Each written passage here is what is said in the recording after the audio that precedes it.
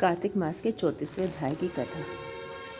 ऋषियों ने सूर्य जी से कहा, हे सूर्य जी, पीपल का वृक्ष शनिवार को छोड़ करके सप्ताह के बाकी दिनों में क्यों नहीं पूजा जाता? सूर्य जी ने कहा, समुद्र का मंथन करने से जो रत्न देवताओं को मिले थे, उनमें से देवताओं ने लक्ष्मी और कौस्तुभ मणि को भगवान विष्णु को दे दी थी।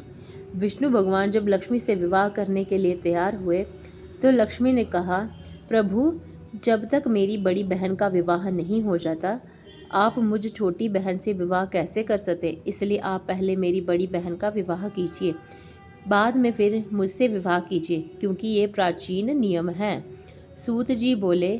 लक्ष्मी जी के ऐसे वचनों को सुनकर श्री विष्णु भगवान जी ने लक्ष्मी की बड़ी बहन का विवाह उद्दालक नाम के ऋषि के साथ कर दिया।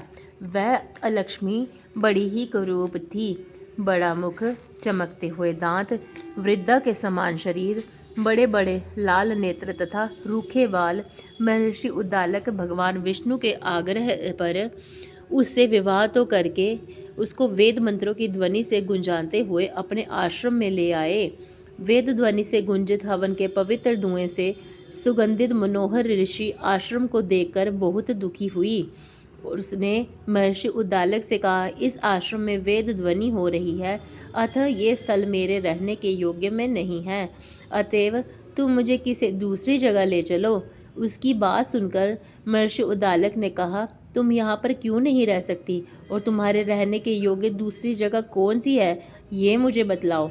तो अलक्ष्मी जी ने कहा, जहाँ पर वेद ध्वनि होती है, अतिथियों का सत्कार होता हो, यज्ञ आदि होते हो, उस स्थान पर मैं नहीं रह सकती हूँ। वहाँ पर जहाँ पर पति पत्नी का आपस में प्रेम हो, पितरों के निमित्त यज्ञ होते हों, देवताओं का पूजन होता हो, वहाँ पर मैं नहीं रह सकती।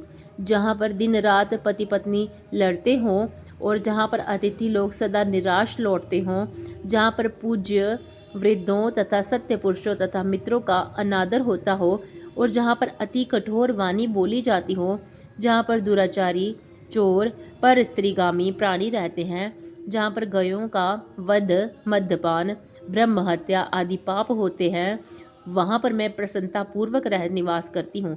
सूर्य जी ने कहा, इस प्रकार से अलक्ष्मी के वचन सुनकर महर्षि उद्दालक का मुख मलिन हो गया। वह उस बात को सुनकर के चुप रह गए।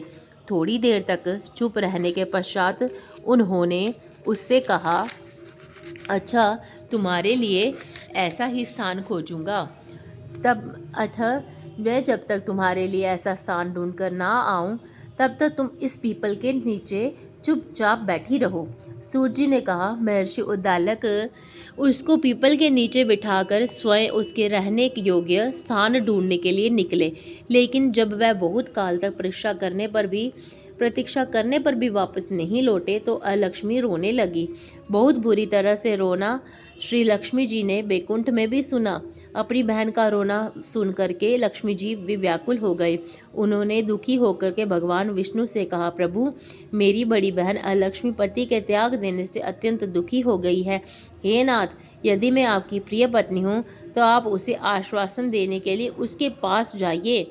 लक्ष्मी जी की प्रार्थना सुनकर के कृपा सिंधु भगवान लक्ष्मी जी के को साथ में लेकर के उस पीपल के पास में गए। इसके नीचे अलक्ष्मी बैठी हुई रो रही थी। उसको आश्वासन देते हुए भगवान विष्णु ने कहा, हे अलक्ष्मी, इस पीपल की जड़ में तुम सदैव के लिए निवास करो, क्योंकि मेरे ये अंश से इसकी उत्पत्ति हुई है और इसमें मेरा निवास रहता है। प्रतिवर्ष गृहस्थी लोग तुम्हारा पूजन करेंगे और उन्हीं के घर में तुम्हारी छोटी बहन लक्ष्मी निवास करेगी। स्त्रियों को विविध प्रकार के उपहारों से तुम्हारी पूजा करनी चाहिए।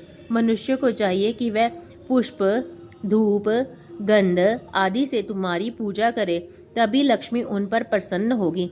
सूर्य जी ने कहा, भगवान श्री कृष्ण, सत्यभामा तथा पृथु और नारद का संवाद तुम लोगों को मैंने सुना दिया है।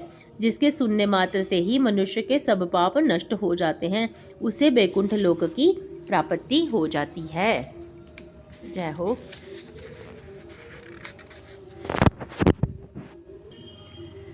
तुम लोगों को जो कुछ भी पूछना हो पूछ सकते हो।